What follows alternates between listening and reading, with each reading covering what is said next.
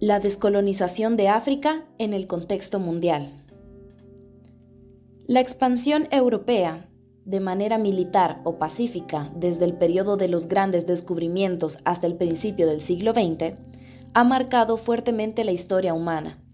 Esta expansión, con dramáticos costos culturales, sociales y demográficos para las poblaciones conquistadas, permitió a Europa imponer de una manera u otra su presencia a todo nivel en todos los continentes. Pero la expansión o colonización europea cargaba en sí misma factores productores de otro movimiento histórico opuesto, la descolonización. Al igual que la colonización en Asia y África, el proceso de la descolonización tomó varios aspectos y atravesó también diferentes etapas. De principio, se limitó a unas demandas tímidas de reformas sociales, pero poco a poco se radicalizaron los movimientos de los pueblos colonizados, lo que aceleró el proceso para llevar a una ola de independencia. Los movimientos de los pueblos colonizados manifestaron diferentes formas según las diferentes concepciones de la colonización de las diversas potencias coloniales europeas: Inglaterra, Francia, España, Bélgica, Portugal, Alemania e Italia. Por estas razones, la descolonización fue específica en cada imperio colonial.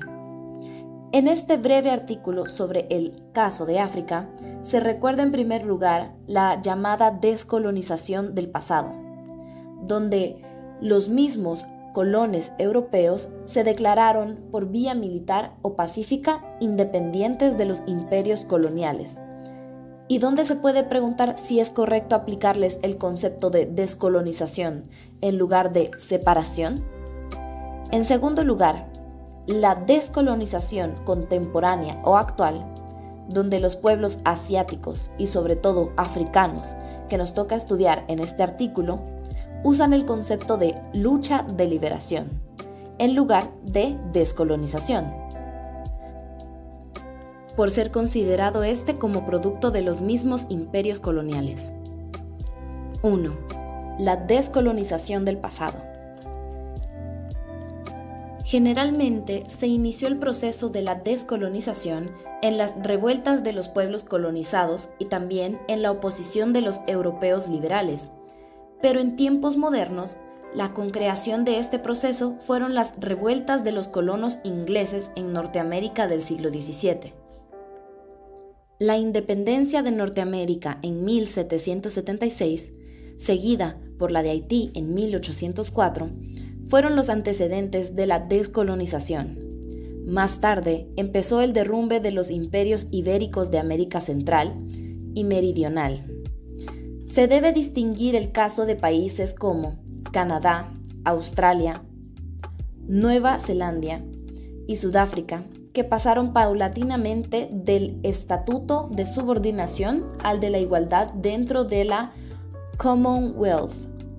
Según la teoría biológica del filósofo francés Turgot, en efecto, las revueltas de los colonos ingleses en las colonias instigaron a los liberales ingleses de este siglo a hacer suya la ley biológica de Turgot, escrita antes de la Revolución Francesa, según la cual, al igual que un fruto cae del árbol cuando está maduro, también las colonias que llegan a un estado de desarrollo y pobladas por ciudadanos conscientes de sus derechos, piden emanciparse de la autoridad de la madre patria.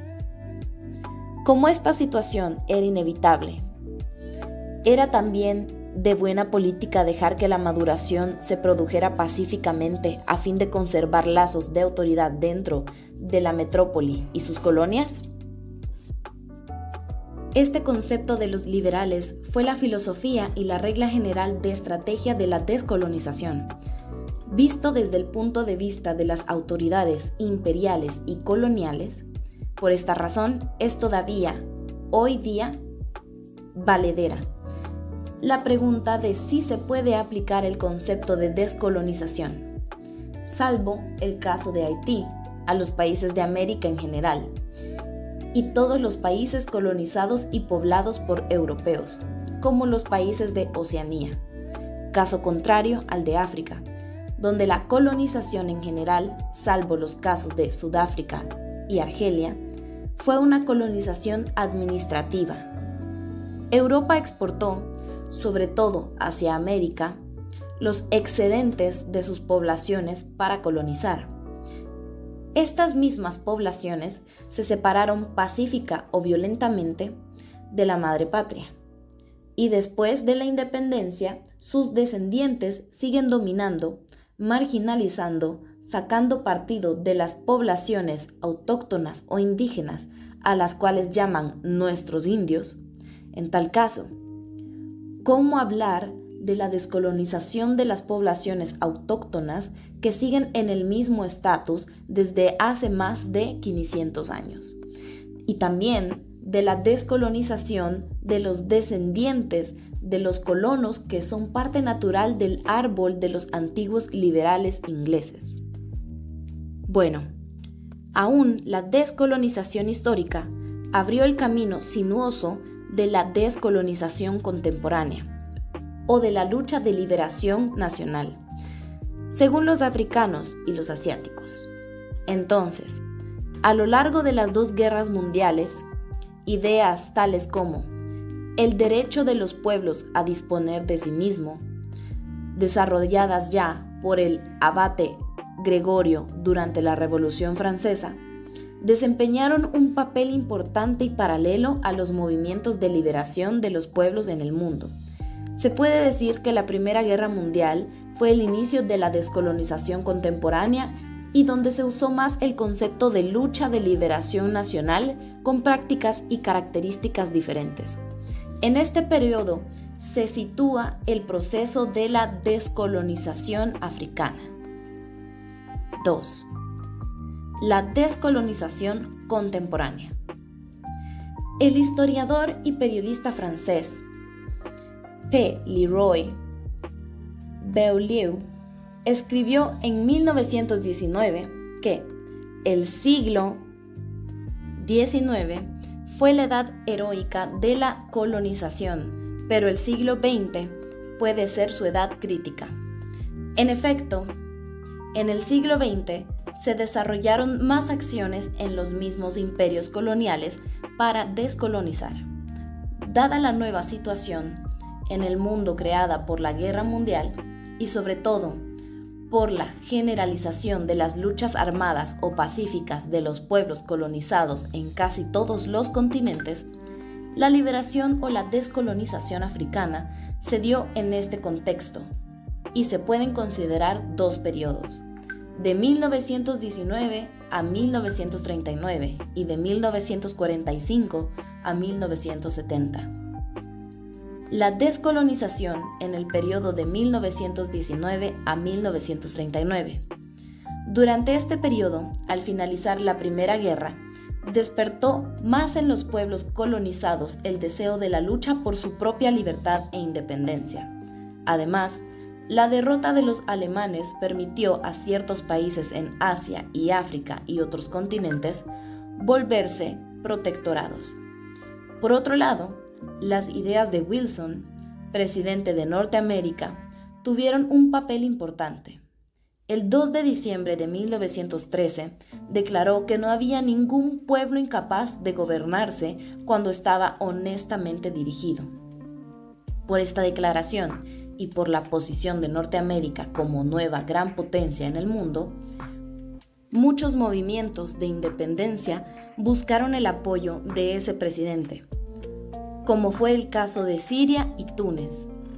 Las potencias aliadas de la Primera Guerra Mundial optaron por aplicar las teorías del presidente Wilson en los territorios de los países colonizadores vencidos durante la guerra. Es así como encargaron a la nueva organización internacional, donde el presidente Wilson era uno de los principales actores, la Sociedad de las Naciones, creada en 1918 en Versalles. Administrar varios países. En África estos fueron Camerún, Ruanda, Burundi, Togo, Tanganica, hoy en día parte de Tanzania, Sudoeste Africano, hoy en día Namibia, que hasta ese momento habían sido colonias alemanas. Después del fracaso de la Sociedad de las Naciones, Camerún y Togo fueron otorgados a Francia, a Bélgica, Ruanda y Burundi, a Sudáfrica, Sudoeste Africano. En Medio Oriente, estos países fueron Siria, Líbano, Palestina, Transjordania, Irak. En el Pacífico fueron los territorios del Pacífico Norte y del Ecuador, los archipiélagos de corales, Nueva Guinea y otros. A partir de este momento empezó también un fuerte enfrentamiento entre las ideas que justifican la colonización y aquellas que la denuncian. En el mundo, los partidos de izquierda, con la influencia de la Revolución de Octubre en Rusia, desarrollaron más críticas contra la colonización y estrecharon sus lazos con las organizaciones anticolonialistas de los países colonizados. Fue así que se creó en 1927, en Bruselas, la Liga contra el Imperialismo, a fin de coordinar las luchas de los obreros de los imperios coloniales con las luchas de los pueblos colonizados contra el sistema colonial. Este movimiento general ganó a los pueblos de África y Asia, y su despertar generalizó las luchas armadas contra los diferentes colonos. Con el fin de la Segunda Guerra Mundial aparecieron las nuevas condiciones de relaciones entre los colonizadores y colonizados. Estas relaciones determinaron la Conferencia de San Francisco para crear una nueva organización internacional, la Organización de las Naciones Unidas, en lugar de la fracasada Sociedad de las Naciones. En efecto, entre abril y junio de 1945, 50 estados se unieron por la seguridad internacional, la reducción de armamentos, el acceso de todos los países a los recursos del mundo y la garantía de la libertad.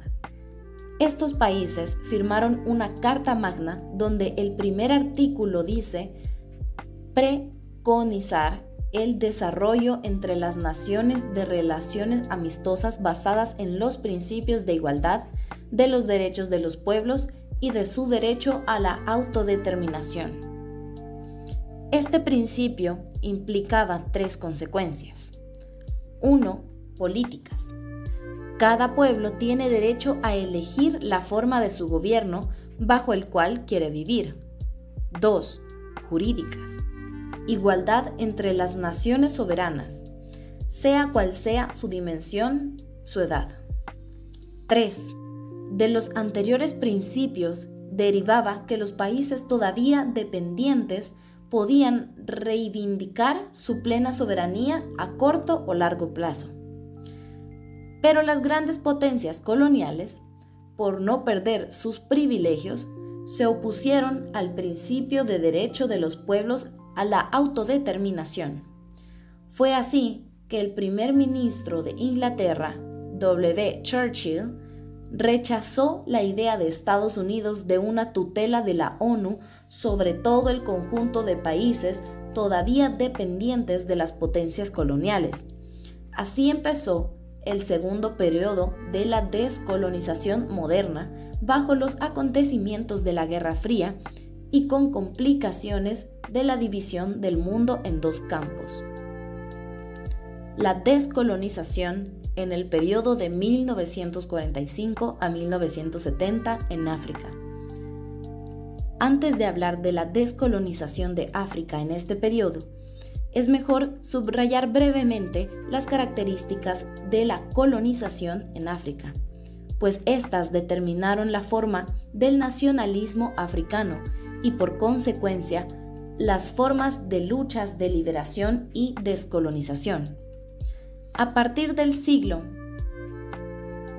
XVI, África fue golpeada por la trata de negros, iniciada por el célebre príncipe portugués Enrique el Navegante. Comenzó entonces para África una larga pesadilla que duró hasta el siglo XIX. Los negreros que se abastecían las Américas recorrieron en un principio toda la costa occidental de África, desde el Senegal hasta Angola. Luego entraron en competencia con los traficantes árabes en la costa oriental, en el continente africano. Algunos reyesillos se transformaron en proveedores de esclavos como única alternativa para sobrevivir. La punción demográfica fue enorme. Muchos historiadores, como el profesor africano J. Kiserbo, estiman que en 4 siglos la trata practicada por los europeos costó a África 100 millones de seres, más los 30 millones robados por los traficantes árabes para el Medio Oriente. Fue un saqueo organizado por los europeos y los árabes, al mismo tiempo que la trata empezó paulatinamente la colonización del continente por los europeos. En un principio, las factorías europeas se extendieron en las costas, pero luego hasta el interior del continente, no solamente de manera comercial, sino también como conquista basada en las armas. Los portugueses se instalaron en Angola y Mozambique en el siglo XVI. Los holandeses en el Cabo en Sudáfrica en el siglo XVII.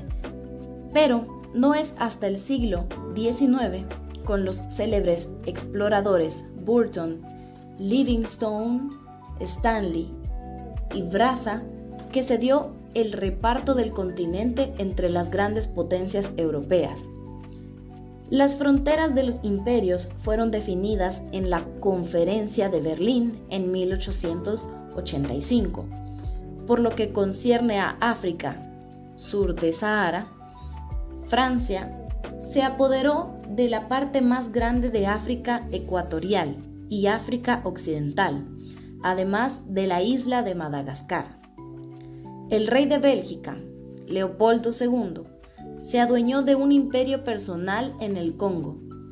Inglaterra ocupó 4 territorios en la costa occidental: Gambia, Costa de Oro, hoy Ghana, Nigeria y también en la costa oriental Kenia y Uganda. En África Austral, el Cabo, el Natal y Rodesia. Alemania, quien entró tarde en la competencia, tomó Tangañika, sudoeste africano, Camerún y Togo, mientras que Italia se apoderó de Eritrea y Somalia. El desmembramiento de África del Norte no se dio hasta la Primera Guerra Mundial. Francia conquistó Túnez, Marruecos y Argelia. Italia ocupó Libia e Inglaterra tomó Egipto y Sudán. España, potencia decadente, obtuvo únicamente Sahara Occidental en el norte y en el sur un pequeño enclave, Guinea Ecuatorial, entre Camerún y Gabón. Solo el tradicional imperio de Etiopía salió victorioso de un intento de conquista de Italia y no fue nunca colonizado. Se debe notar también el caso de Liberia, una creación de Norteamérica, a donde regresaron los esclavos liberados. En África Austral, Inglaterra anexó al final de este siglo las 2 repúblicas Boers de Orange y de Transvaal.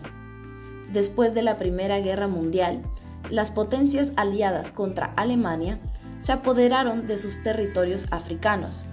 En este periodo, el sistema colonial llegó a su apogeo, y Francia, como Inglaterra, que conquistaron también una gran parte de Asia, se volvieron 2 grandes potencias mundiales.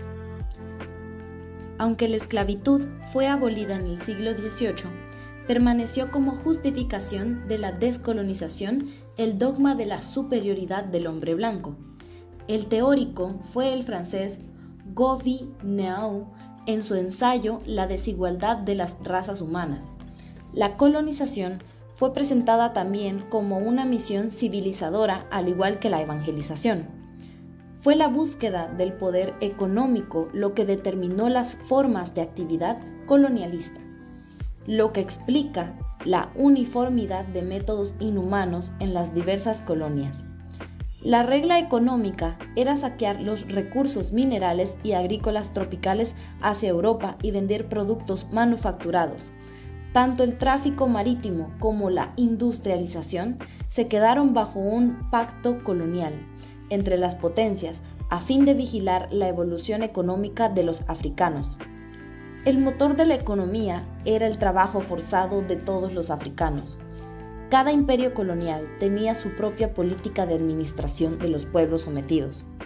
Francia, republicana, desmanteló todos los reinos africanos y consideró la lengua francesa como instrumento de asimilación cultural progresiva que transformará a los africanos más tarde en ciudadanos franceses.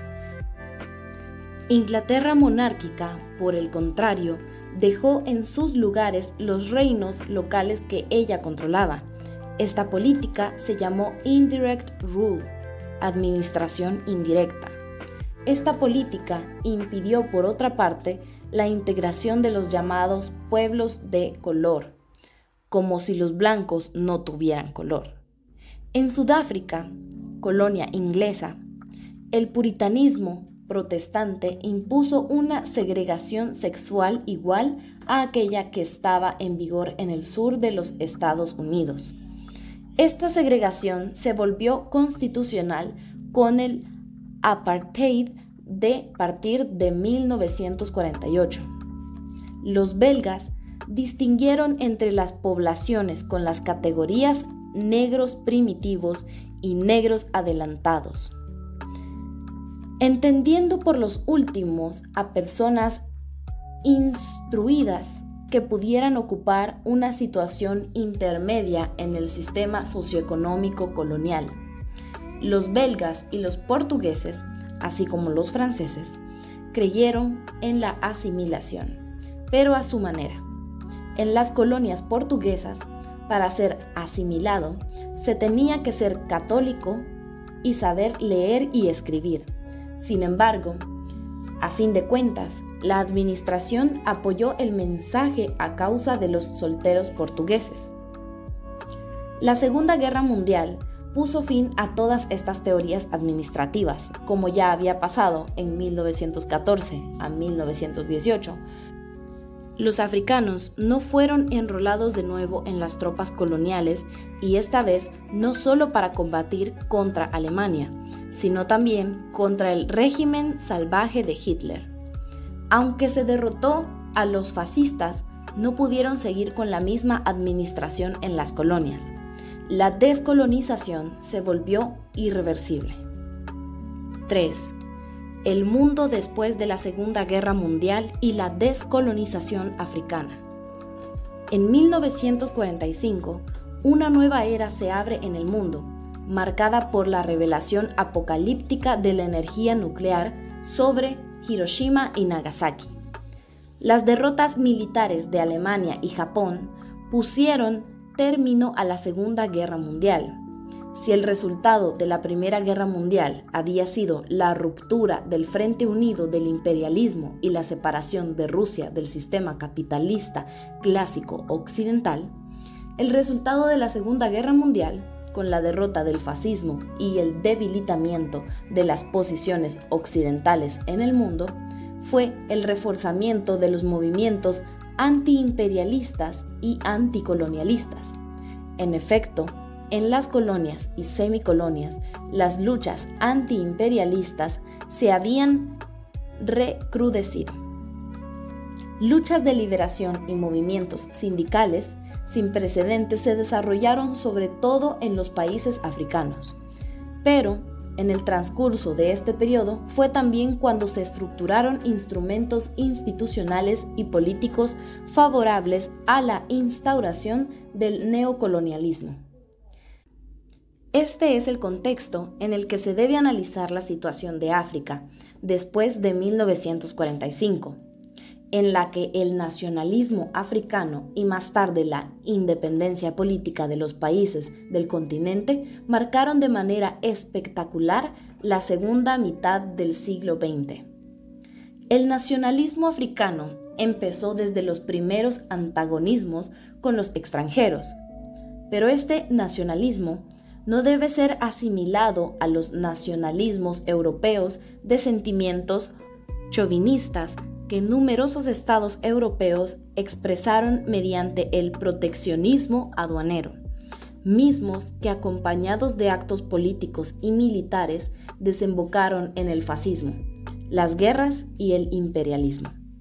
Los europeos más brutales, más desprovistos de sensibilidad humana, aquellos quienes se encargaron precisamente de la trata de la colonización, quienes a menudo adujeron la hostilidad de los africanos, generalmente los primeros viajeros reconocían únicamente la hospitalidad africana.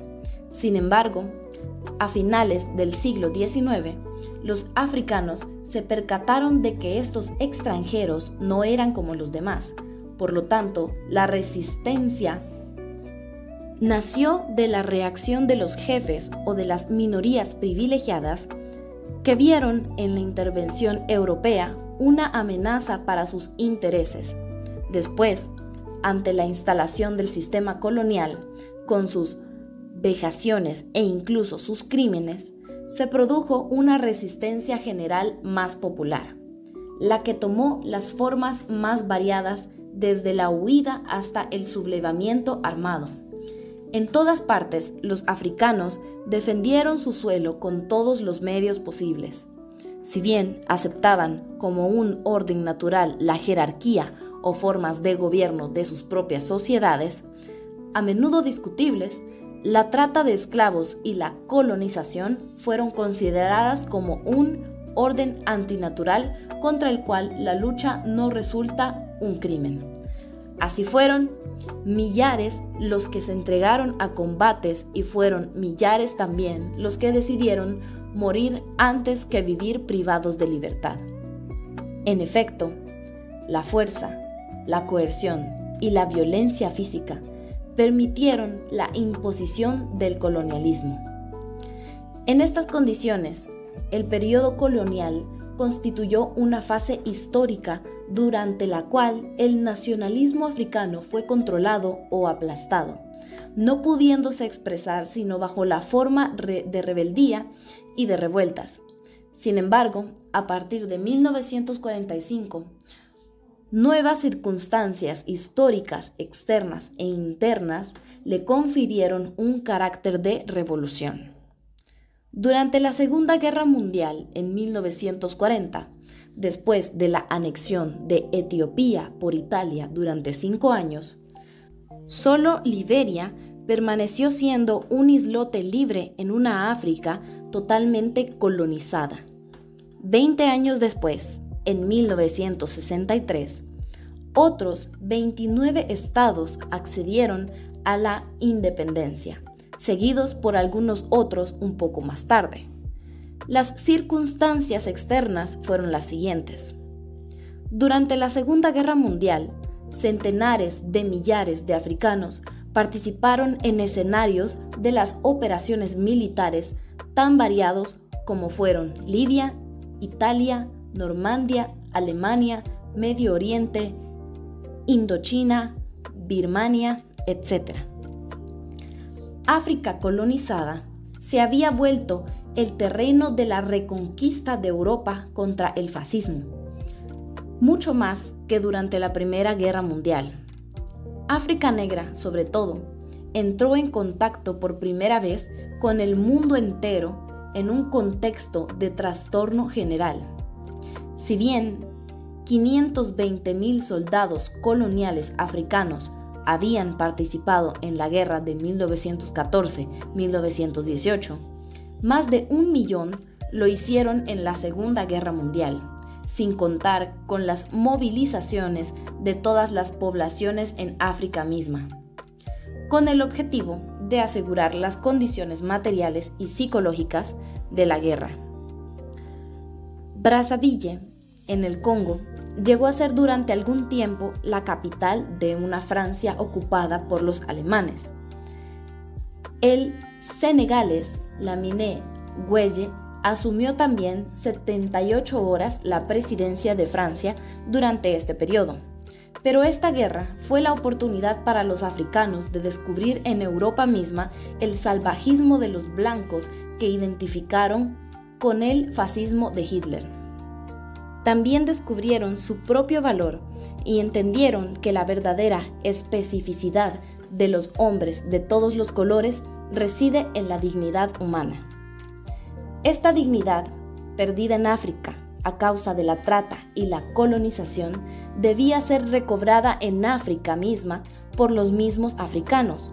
Así es como los soldados africanos que escaparon a las masacres en Europa se convirtieron después de su regreso a África en los artesanos de la emancipación africana. Otros factores externos importantes favorecieron esta evolución. La emergencia de dos grandes potencias en el mundo después de la Segunda Guerra Mundial, Estados Unidos de América y la Unión Soviética. Estas dos potencias, por razones diferentes, se defendieron totalmente como anticolonialistas.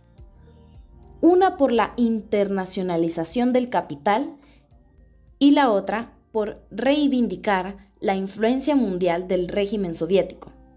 Los africanos tomaron sus declaraciones al pie de la letra y las utilizaron para reforzar sus luchas en pro de la libertad y la independencia, aun cuando más tarde, durante la Guerra Fría, el continente se convirtió en un terreno de enfrentamiento indirecto entre las dos grandes potencias.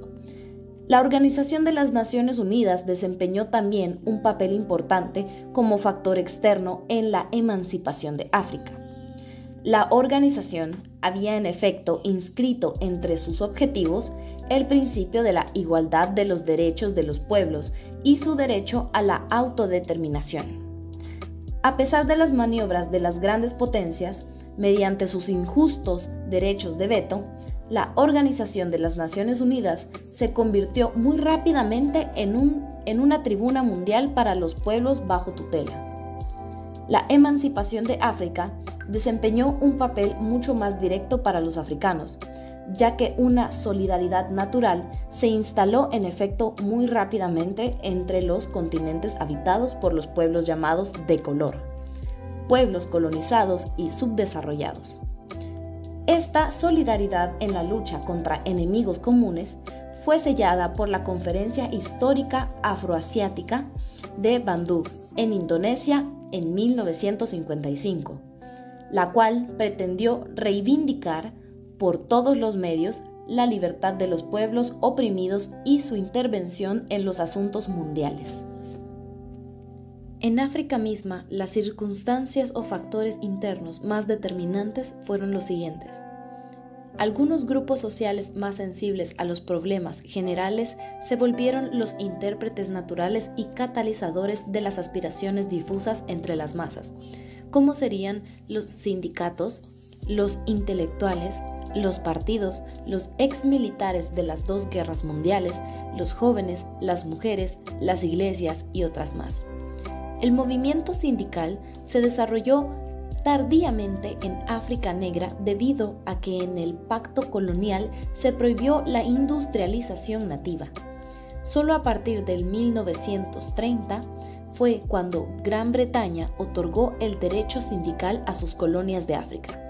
A partir de 1937, Francia hizo lo mismo gracias al Frente Popular y Bélgica en 1946, etc. A pesar de su reducido número, de su falta de experiencia, de los encarcelamientos e incluso el asesinato de los líderes por los colonos, la creación de sindicatos alienados sobre la administración colonial y patronal o que dependían de los sindicatos metropolitanos, los trabajadores no podían realmente conseguir mejores condiciones de vida, mientras los empleados y los obreros africanos tomaban conciencia nacionalista en gran parte a través de su dura experiencia en las relaciones de trabajo.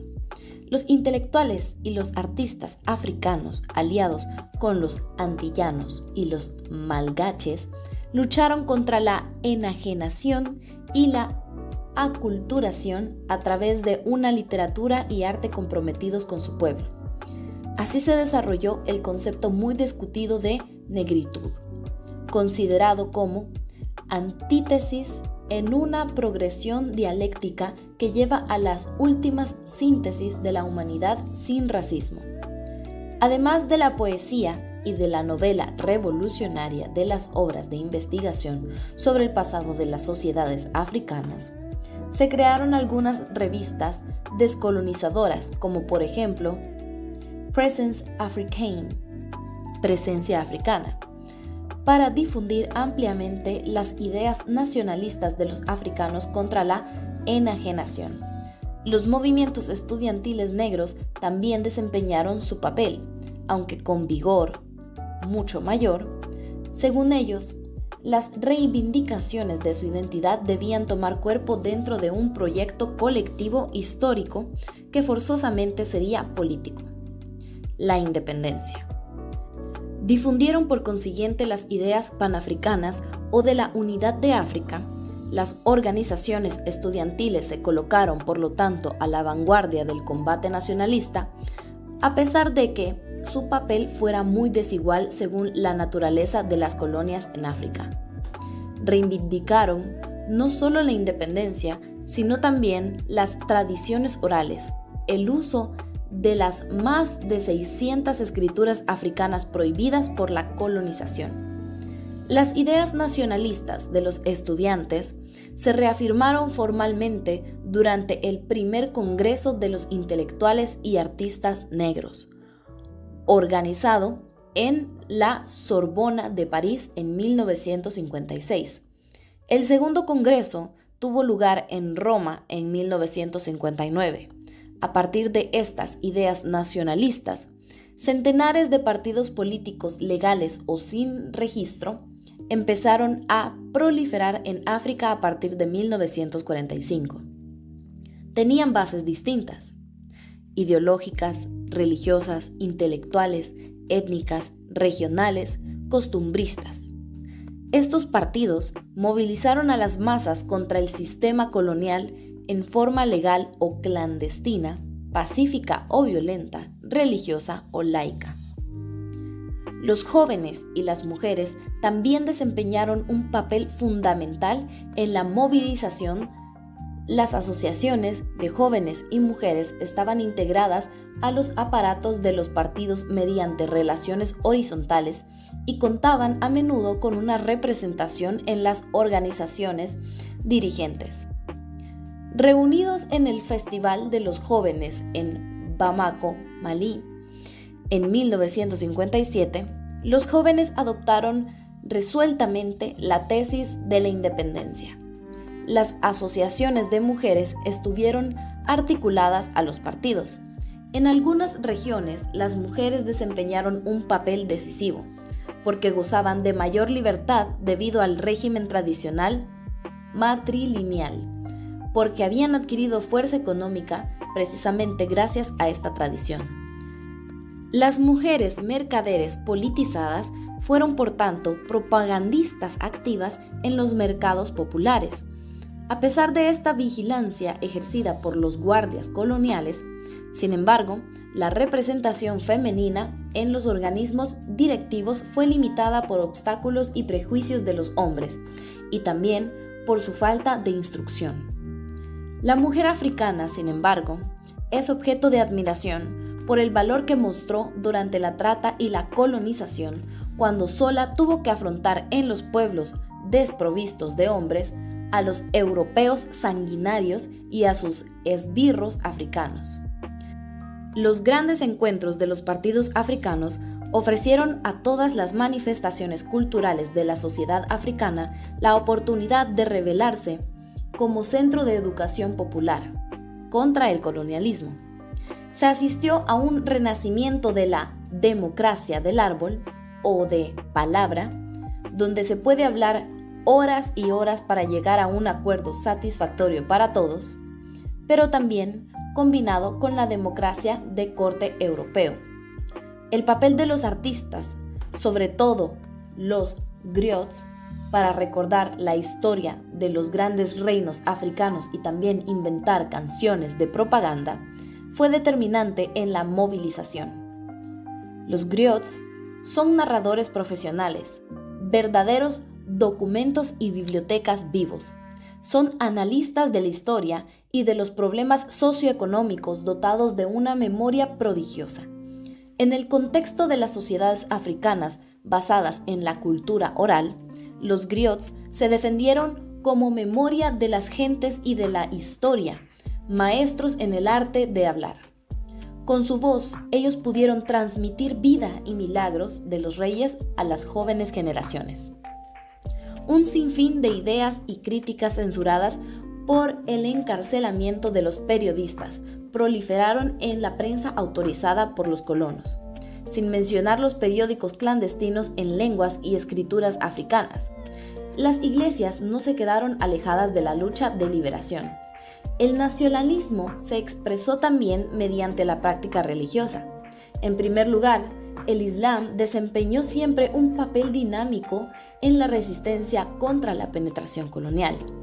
Más tarde, las religiones de origen europeo produjeron paradójicamente profetas africanos perseguidos como Simón Kibangu y muchos otros.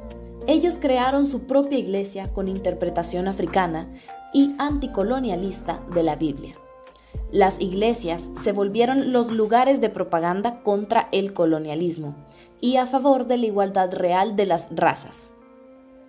Los cambios internos y externos de África obligaron entonces a los gobiernos de los imperios coloniales a reconsiderar las reivindicaciones de los africanos. El general de Gaulle, desde su cuartel de Londres, había recibido el primer y fundamental apoyo del primer gobernador negro del imperio colonial francés, el antillano Félix Hebou, gobernador de la entonces llamada África Ecuatorial Francesa, para organizar la resistencia contra los fascistas alemanes. Reconoció el valor de los africanos en la guerra contra los alemanes y anunció en la víspera de la derrota de los fascistas en Brazzaville, en África Ecuatorial Francesa, en 1944, la transformación del imperio colonial en una unión francesa, donde las poblaciones africanas serían asociadas con el poder. Al mismo tiempo, descartó todas las ideas de una emancipación total. En cuanto a Gran Bretaña, el gobierno laborista dio inmediatamente la independencia a la India en 1947. Gandhi no había luchado en vano desde Sudáfrica durante tantos años y con una sola arma: la no violencia. Las poblaciones africanas de las colonias inglesas tenían que esperar. De todas maneras, la señal de la evolución era irreversible. En Asia, después de una larga lucha armada, el Partido Comunista de Mao Zedong expulsó de China a los occidentales en 1949. Después, en 1954, la Armada Colonial Francesa cobró una derrota histórica ante la Armada de Ho Chi Minh en Dien Bien Phu, en Vietnam. A partir de este momento, las colonias en África aparecieron como vestigios de un orden disuelto.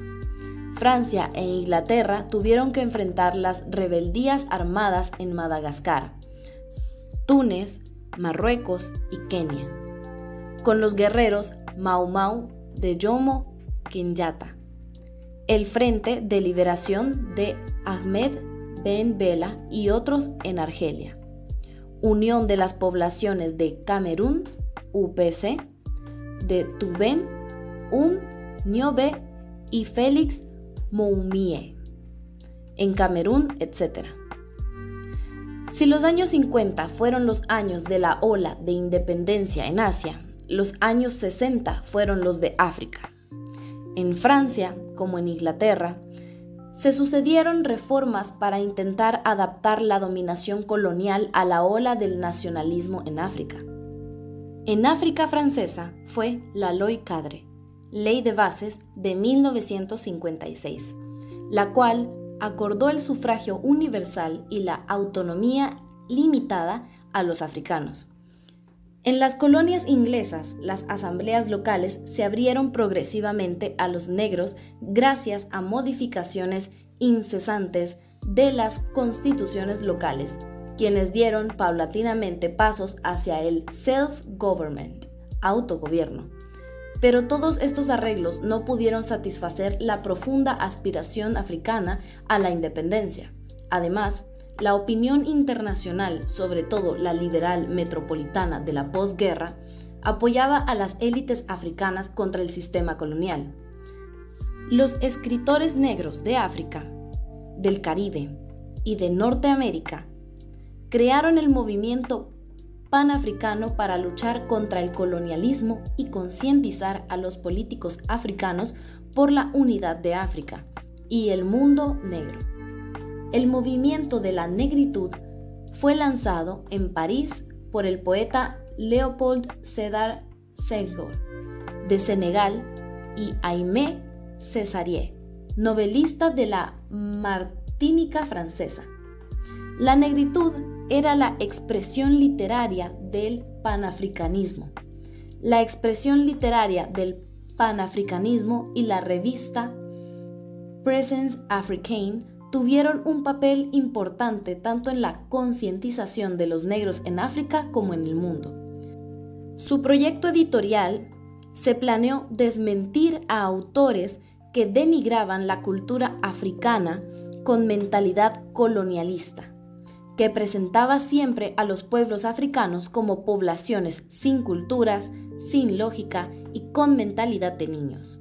Por ejemplo, el alemán Frobenius escribió en su libro History de la civilización africaine, París 1952, que los blancos colonialistas consideraban las esculturas en madera las figuras de personas y de animales, las máscaras africanas como puros fetiches o arte demoníaco. Ellos pensaban que los grandes imperios y ciudades de Sudán, África Occidental, no eran obra de los negros, sino de los árabes. Las ruinas del imperio de Monomotapa, hoy día Zimbabue, eran atribuidas a los portugueses o a los árabes. El francés Delafosse, por ejemplo, en su libro sobre las huellas de la civilización egipcia y de hombres de raza blanca, consideraba que el origen de la cultura etnia Baloué en Costa de Marfil, tan parecida a la de Egipto, era egipcia porque la etnia negra Baloué no era capaz de influir en la cultura de Egipto, quien civilizó Europa. Según él, pensar lo contrario sería una locura. Aunque la cultura egipcia tiene raíz negra, denunciaba sistemáticamente los actos bárbaros e inhumanos de los colonos, reivindicaba una educación basada en las culturas africanas en vez de tener como referencia nuestros antepasados los galos. La revista llamaba a la resistencia y la lucha por la independencia y la unidad de África y el mundo negro. Esta revista sigue hoy en día. Su casa editorial tiene sede en París y en varios países de África. Finalmente, Inglaterra decidió otorgar la independencia a Ghana en 1957. Para ello, se debía excarcelar al líder panafricanista Kwame Nkrumah y hacer de él el primer ministro del joven país. En 1958, el general de Gaulle, de vuelta en el poder, instauró la Comunidad Franco-Africana, donde cada miembro asociado era libre de renunciar para asumir su plena soberanía. El líder de Guinea, Sékou Touré, fue el único en decir no a de Gaulle y obtuvo inmediatamente su independencia en 1962. A través de vacilaciones que resultaron en el asesinato del gran líder del Congo belga, Patrice Lumumba, y la intervención de la ONU con la muerte de su secretario general Dag Hammarskjöld en un accidente aéreo en este país, Bélgica aceptó su independencia. El general de Gaulle hizo lo mismo con Argelia. Después de 8 años de lucha armada, en los años siguientes, las últimas colonias británicas de África Austral y Oriental, con sus líderes Jomo Kenyatta, Julius Nyerere, Kenneth Kaunda, Banda Hastings, lograron su independencia. Pero la dominación de la raza blanca quedó en Sudáfrica con su régimen apartheid, opuesto a los movimientos de liberación. Ahí uno de los grandes líderes, Nelson Mandela, el jefe del Congreso Nacional Africano, ANC, tendría que esperar 28 años en prisión antes de ser elegido como primer presidente negro, tras las elecciones multirraciales en abril de 1994. En Rodesia, hoy Zimbabue, los blancos, con su líder Ian Smith, proclamaron unilateralmente la independencia de este país en 1965. Pero después de una lucha armada de varios movimientos de liberación con sus principales líderes, el actual presidente Mugabe Nomo, el país obtuvo su verdadera independencia en 1980. En las colonias portuguesas, los militares portugueses, cansados de 15 años de guerra contra las organizaciones armadas de liberación de Agostinho Neto de Angola, de Eduardo Mondlane y Samora Machel de Mozambique, del gran teórico de la lucha armada africana Amílcar Cabral de Guinea-Bissau, tendrían que hacer la revolución contra su propio gobierno en Portugal, la llamada Revolución de los Claveles de 1974, a fin de terminar la guerra con la independencia de las colonias en 1975. Estos son los acontecimientos y condiciones que permitieron la marcha hacia la independencia de los países africanos, los que comenzaron a obtenerla por medios pacíficos, como los de muchos otros líderes, por ejemplo, Barthélemy Boganda en República Centroafricana, o por medio de luchas armadas, siendo Namibia el último país en conseguir la independencia en 1990, con su líder Sam Nujoma y con apoyo de la Organización de las Naciones Unidas desde 1976. Conclusiones. Durante los años 60, África logró tener audiencia en el mundo con sus movimientos de independencia. Fueron años de renacimiento, de libertad y dignidad, de entrada masiva de los estados africanos o en la Organización de las Naciones Unidas. Años de grandes líderes africanos, carismáticos y de estatura internacional. Pero muy rápidamente, a partir de 1974, África se desengañó.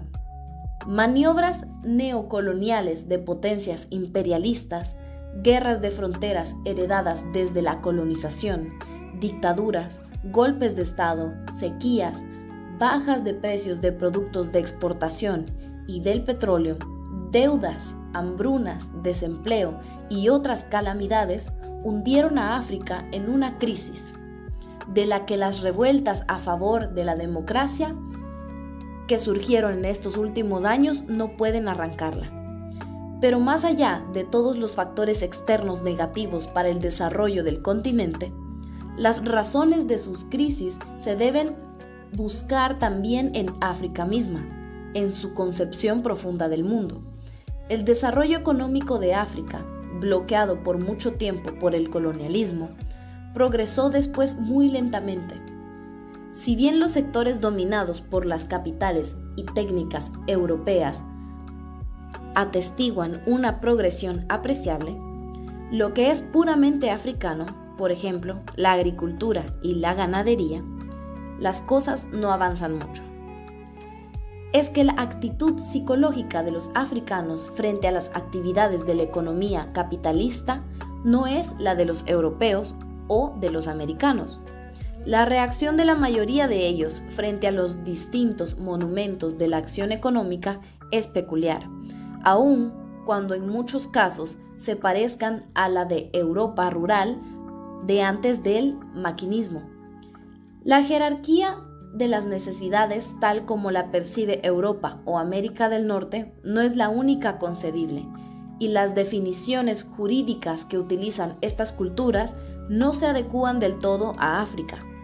Mucho más precavido de lo que se cree generalmente, el africano calcula sus actos, pero el provecho social o religioso le parece tan importante como el provecho puramente económico. Las ideologías que respaldan la cultura negro-africana no otorgan a la economía sino un lugar modesto, lo cual no sucede con dirigentes aculturados que resultan ser los agentes directos o indirectos del sistema económico mundial.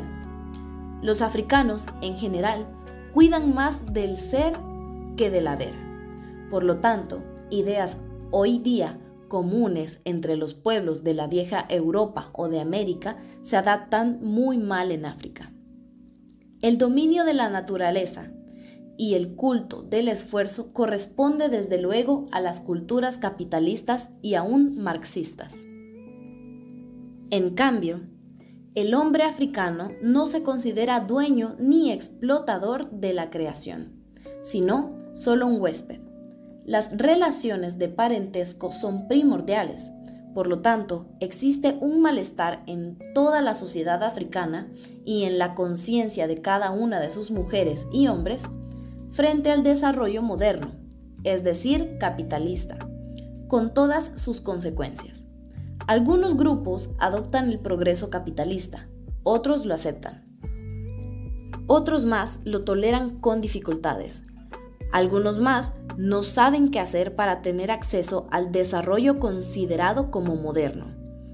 En cada conciencia existe una ruptura análoga, rechazo del Estado capitalista, confundido con la modernidad o rechazo de la tradición ancestral, lo cual propicia toda clase de conflictos.